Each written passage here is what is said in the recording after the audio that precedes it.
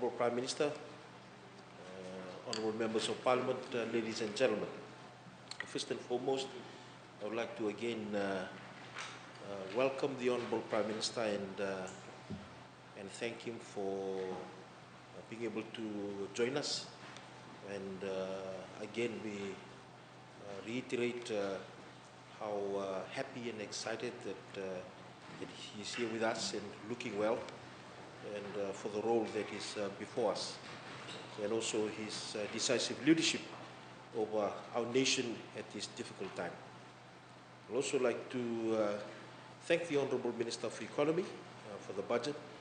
And I can say that we in the Ministry of Health have been very fortunate that despite the challenges that we've had over the last 2 years, we've been able to be supported, given that other ministries have had their budgets reduced in certain areas, to be able to do the role that is set out before us.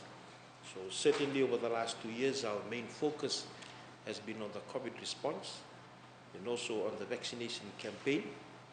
Now that we are coming to the tail end of that pandemic as it is, we are able now to reach out and to tackle also the other emerging threats, whether it be communicable and non-communicable diseases that is upon us.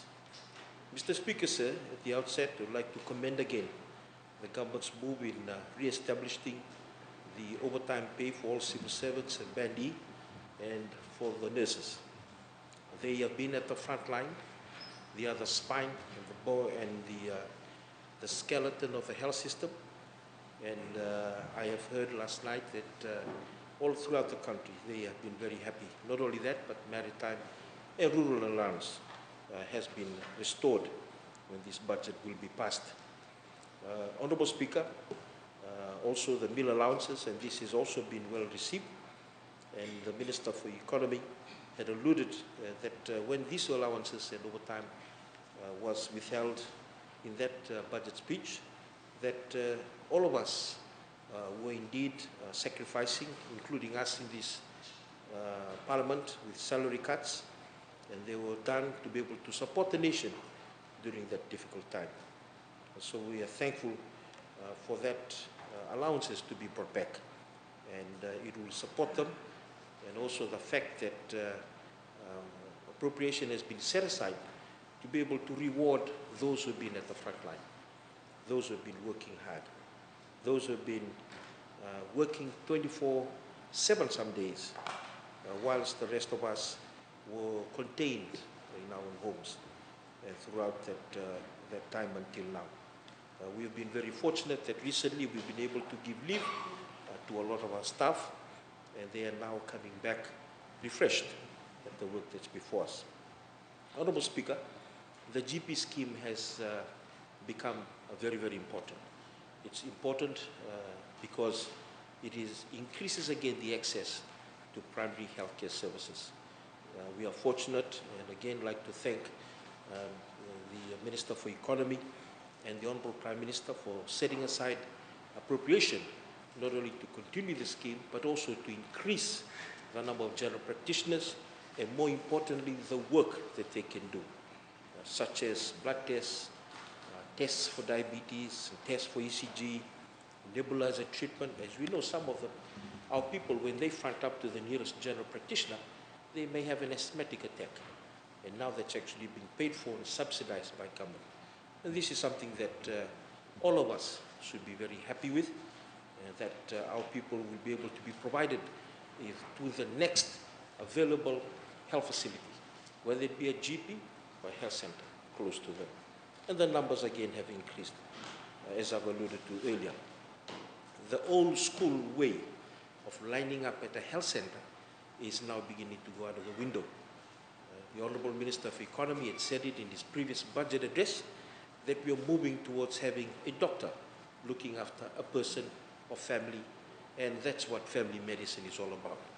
By doing this, it creates a trusting relationship.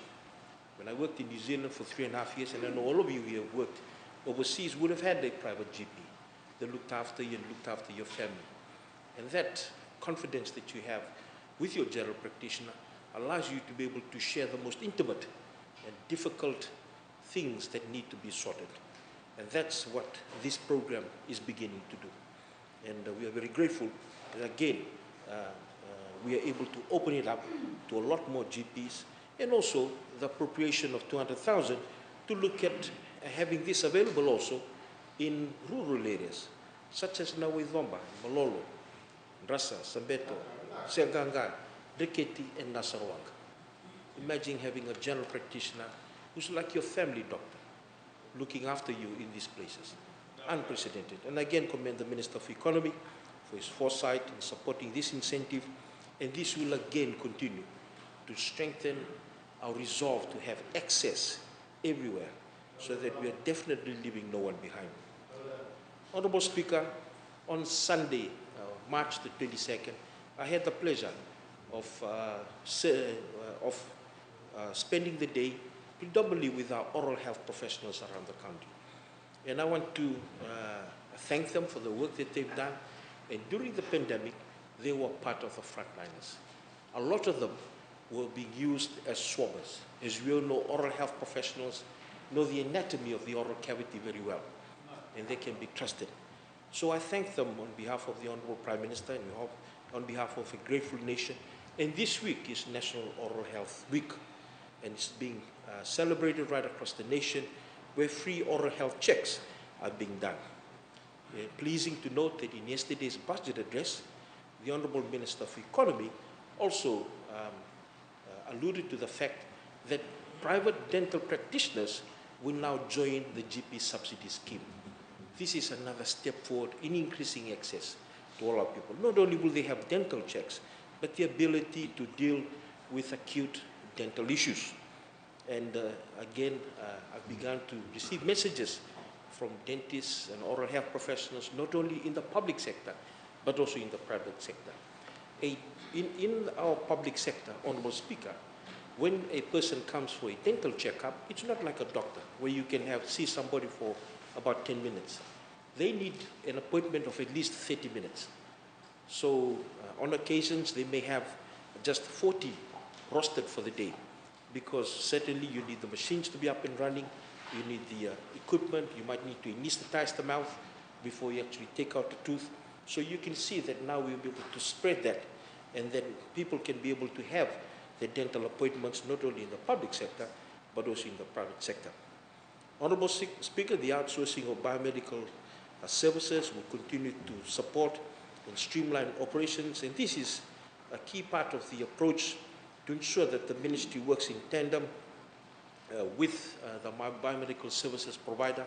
We can hold them accountable if the machines have challenges, for example, and also improve on the quality of care. I note that also the kidney dialysis scheme, as we all know, continues with the availability of dialysis not only in the government hospital and the Nandera, but also the subsidy that's set aside of $1.2 million.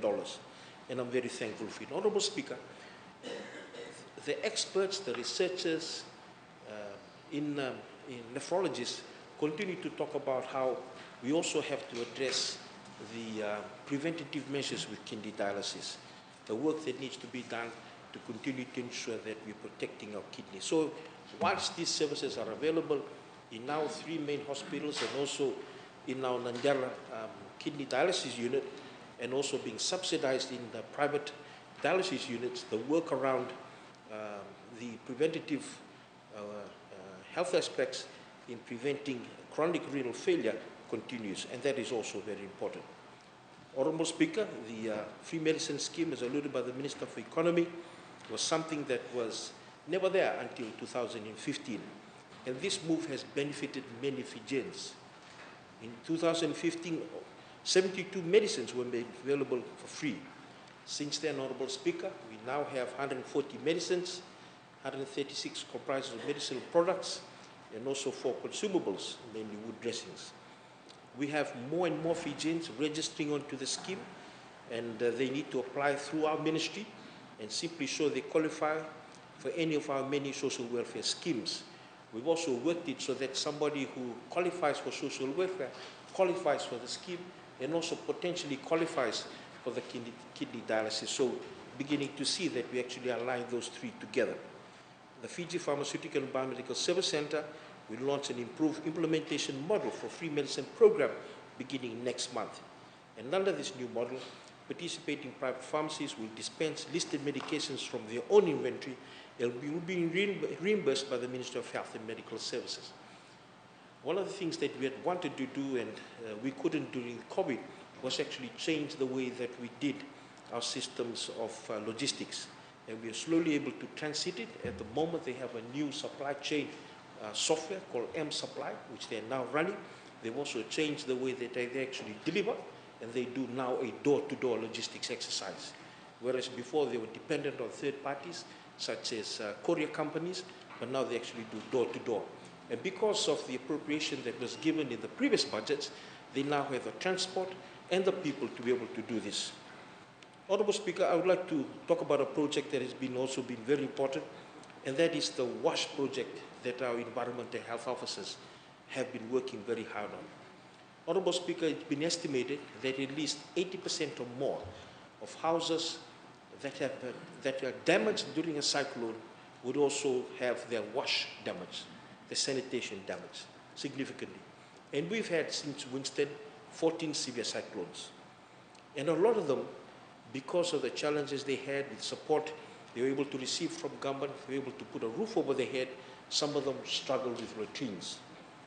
And I know this because as I worked as a doctor and as a surgeon, I've operated on many people who have ruptured their intestines, ruptured it because of typhoid, ruptured it because of diarrheal diseases. Some of them died. When I was in that operating theater, I never saw Kurundrani, Koko Kurundrani. I never saw Solaturan Rondo. I never saw Honorable Bimban Pasari. This is how people died. And it was very close to my heart. And that's why when the cyclones went through Fiji, and we did an assessment, for 3 weeks we were in Lekutu. Honorable Minister for Defense was in Lambasa. When we traversed through the communities in Bunolego, I never saw them.